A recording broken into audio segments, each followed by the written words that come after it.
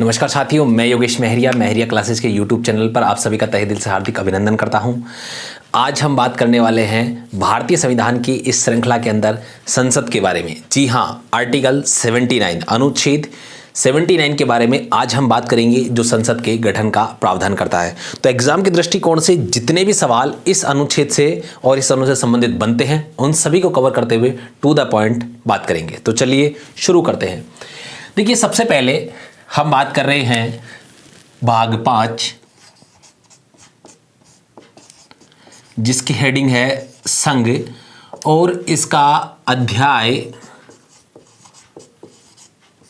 2 हम पढ़ रहे हैं, जिसकी हेडिंग है संसद। और इस अध्याय 2 से संबंधित जो अनुच्छेद हैं वो 79 से लेकर 122 तक है। तो चलिए, सबसे पहला जो अनुच्छेद है वो अनुच्छेद है 79। इसके बारे में बात करते हैं। अनुच्छेद 79 किस बात का प्रावधान भारतीय संविधान में करता है? तो ये करता है संसद का गठन,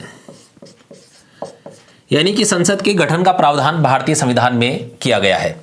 अब हम बात करते हैं इसमें मुख्य रूप से मूल संविधान में और वर्तमान संविधान में क्या बात लिखी गई है। देखिए, इसमें लिखा हुआ है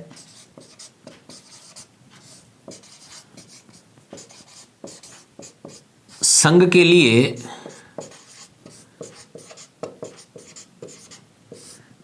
एक संसद होगी जो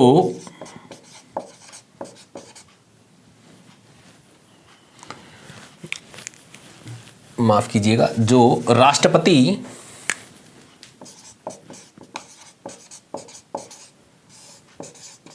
व 2 सदनों से मिलकर बनेगी, जिनके नाम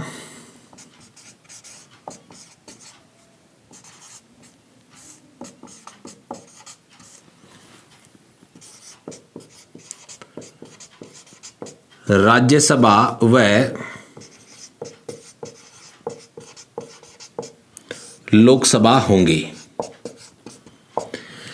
यानी कि अनुच्छेद 79 संसद के गठन का प्रावधान करता है, यानी कि संसद का गठन किस अनुच्छेद के अनुसार होगा? 79 के अनुसार, ठीक है। लेकिन संसद का गठन यानी कि संसद किससे मिलकर बनेगी? तो याद रखना, संसद जो है वो राष्ट्रपति, राज्यसभा और लोकसभा, ये जो 2 सदन हैं, इनसे मिलकर संसद बनती है। तो हमसे एग्जाम यही सवाल पूछा जाता है और कई बार बनता है कि संसद में शामिल होते हैं राष्ट्रपति, राज्यसभा और लोकसभा, इसके अतिरिक्त अन्य कोई भी संसद में शामिल नहीं होता है, क्योंकि किसी भी कानून के निर्माण की कोई प्रक्रिया इन तीनों को मिलाकर ही पूरी होती है। सबसे पहले दोनों सदन किसी विधेयक को पारित करते हैं और उस पर राष्ट्रपति महोदय अंतिम रूप से जब हस्ताक्षर करते हैं, तभी वो विधेयक एक अधिनियम के रूप में, एक कानून के रूप में प्रभावी होता है। साथियों, चलिए, इससे संबंधित अब कुछ अन्य सवाल यहां पर बनते हैं, जिनको भी हम देख लेते हैं।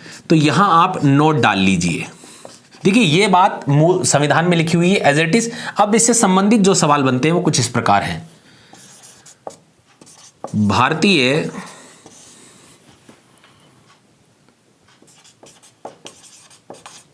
संघीय व्यवस्थापिका को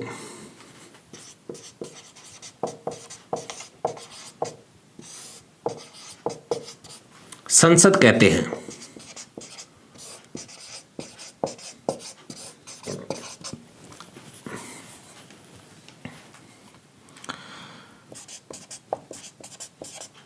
संसद को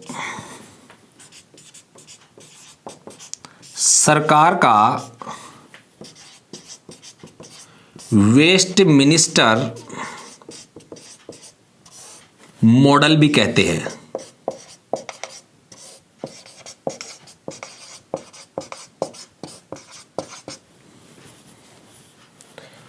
देखिए, कई बार एग्जाम में यहां से काफी इंपॉर्टेंट ये सवाल है, पूछा जाता है कि सरकार का वेस्ट मिनिस्टर मॉडल किसे कहते हैं, या सीधा पूछा जाता है कि वेस्ट मिनिस्टर मॉडल किसे कहते हैं। तो वो आपको याद रखना है, किसको कहते हैं? संसद को कहते हैं। साथियों, आगे हम बात करें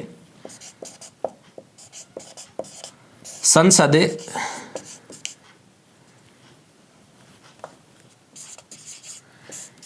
केंद्र सरकार का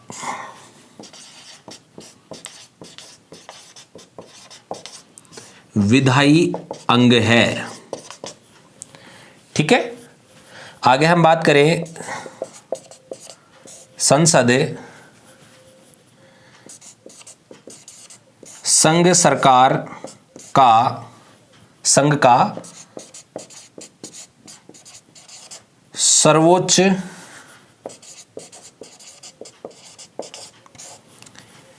संघ की सर्वोच्च विधायी संस्था है। यानी कि संसद जो है संघ की सर्वोच्च विधायी संस्था है। इसी से संबंधित एक और यहां पर तथ्य है, यानी कि भारत में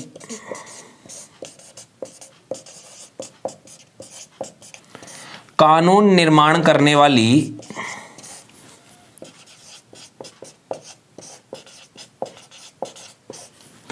सर्वोच्च संस्था संसद है। देखो साथियों, आपसे बहुत सी बार एग्जाम में ये जो सवाल हैं, ये 5 पॉइंट हैं, यहां से सवाल बनते हैं और सीधा पूछा जाता है कि संघीय व्यवस्थापिका किसे कहते हैं? संसद को कहते हैं। सरकार का वेस्ट मिनिस्टर मॉडल किसे कहते हैं? संसद को कहते हैं। केंद्र सरकार के विधायी अंग है, तो विधायी अंग में आपके सामने न्यायपालिका, कार्यपालिका, संसद और उपरोक्त सभी इस प्रकार से होता है, तो आपको याद रखना है संसद है। इसी प्रकार संसद संघ की सर्वोच्च विधायिका, यानी कि भारत में कानून निर्माण करने वाली दोनों लाइनें एक ही हैं। एक ही अर्थ है, सिर्फ यह है कि दोनों को थोड़ा घुमा के लिखा गया है। यानी कि भारत में कानून निर्माण करने वाली सर्वोच्च संस्था कौन सी है? संसद। इसी प्रकार जो है सर्वोच्च विधायी संस्था, इसका मतलब भी यही है कि सर्वोच्च कानून निर्माण करने वाली संस्था कौन सी है? संसद है। तो यहां से इस प्रकार के सवाल आपके बनते हैं। इसके बाद में अब हम बात करेंगे कि लोकसभा और राज्यसभा, इसके पूर्व नाम क्या थे?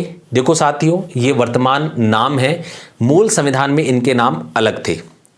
नंबर 1 बात, इनके अन्य नाम क्या है? इनका गठन, प्रथम गठन कब होता है, प्रथम बैठक कब होती है, ये सभी तथ्य अभी हम पढ़ने वाले हैं। लेकिन इससे पहले आप इसका स्क्रीनशॉट ले लीजिए ताकि आगे की बात हम शुरू करें।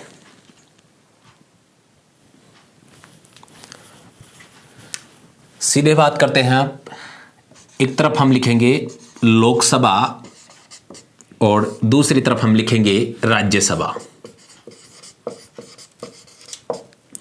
दोनों को तुलनात्मक रूप से हम पढ़ने वाले हैं। देखिए, सबसे पहले इंग्लिश में इसको क्या कहते हैं? House of the people. इसको क्या कहते हैं? Council of state.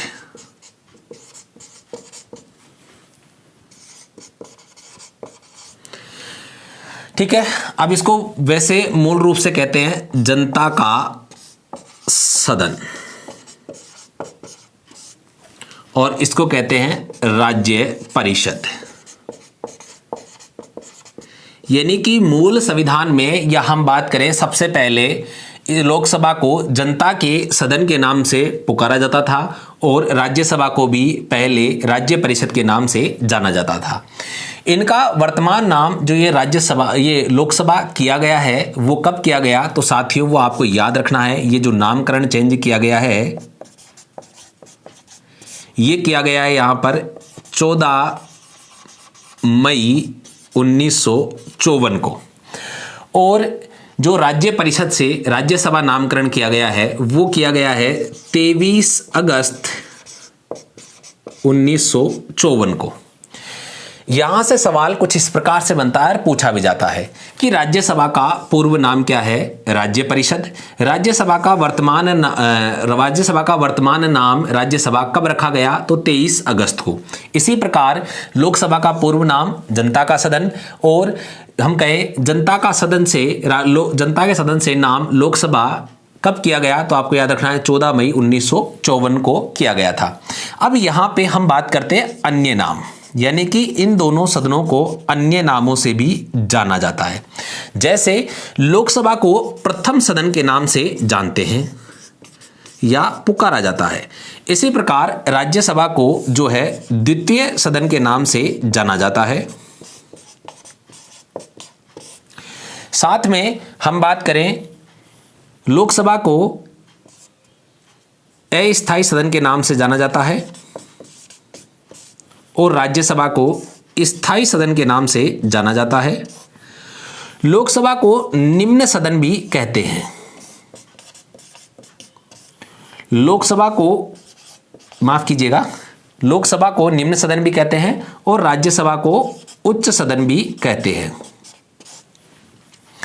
अब हम बात करें यहां पर, देखिए जनता को लोकप्रिय सदन भी कहा जाता है।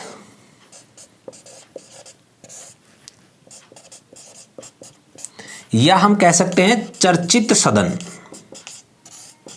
भी इसको कहते हैं। आगे हम बात करें राज्यसभा को जो है उसे बड़ों की सभा या बड़ों का सदन भी कहते हैं। ये इसके अन्य नाम हैं। कई बार आपसे एग्जाम में पूछा जाता है कि लोकसभा का जो है अन्य नाम क्या है, या सीधा पूछ लिया जाता है लोकसभा है एक, प्रथम सदन है, अस्थायी सदन है, निम्न सदन है। तो इस प्रकार से सवाल आपके एग्जाम में बनते हैं। सवाल पूछा जाता है लोकप्रिय सदन किसे कहते हैं, राज्यसभा, लोकसभा, उपरोक्त दोनों, उपरोक्त में से कोई नहीं। तो इस प्रकार के सवाल काफी आपके एग्जाम में आते हैं, तो आपको यहां से ध्यान रखना है। अब इसको याद रखने का कंसेप्ट क्या है, आप उसका थोड़ा देख लीजिए। देखिए सबसे पहले आप हमेशा याद रखें कि लोकसभा का सदस्य बनने के लिए न्यूनतम आयु सीमा कितनी होनी चाहिए, 25 वर्ष। तो देखिए 25 वर्ष की आयु में व्यक्ति क्या होता है, जवान होता है, और वो हमेशा लोकप्रिय बनने की कोशिश करता है, वो लोगों के बीच में चर्चित रहने की कोशिश करता है, वो हमेशा कुछ ऐसे काम करता है जिससे वो लोकप्रिय रहे, चर्चित रहे, और इसी क्रम में वो कुछ ऐसे काम कर देता है जो उसके लिए क्या होते हैं, निम्न स्तर के होते हैं। और वो जो है इस कारण उसका जो व्यक्तित्व है वो अस्थायी प्रकार का होता है, पता नहीं चल पाता है कि वास्तव में ये व्यक्ति कैसा है, कभी उसका व्यवहार अच्छा होता है, कभी बुरा होता है। ठीक है, तो आपको इस प्रकार से ये आप याद रख सकते हैं। अभी हम बात करें यहां पे राज्यसभा का जो है सदस्य बनने के लिए आयु सीमा कितनी है, 30 वर्ष है। तो आप याद रखिए 30 वर्ष का जब व्यक्ति हो जाता है तो उसकी जिंदगी में स्थायित्व आता है।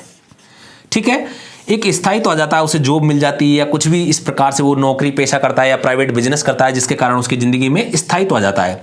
और स्थायित्व करने से उसका समाज में स्थान कैसा होता है, उच्च होता है, और वो अब क्या होता है, बड़े व्यक्तियों की श्रेणी में आ जाता है, बड़े लोगों के बीच में बैठने लग जाता है। तो इस प्रकार से आप इसे याद रख सकते हैं।